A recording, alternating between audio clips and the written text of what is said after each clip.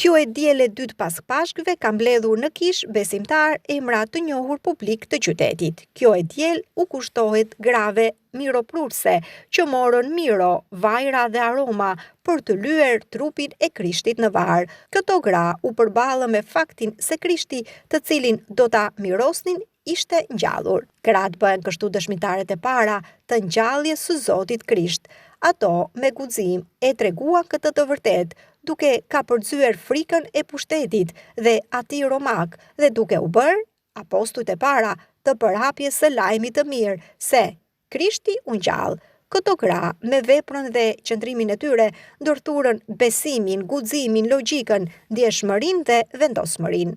Ato jetonin jetën e tyre të zakonshme, por në të njëjtën kohë dëshmuan se në jetën e përditshme njeriu zbulon se e vërteta e Perëndis dhe shpëtimi është vetëm ai.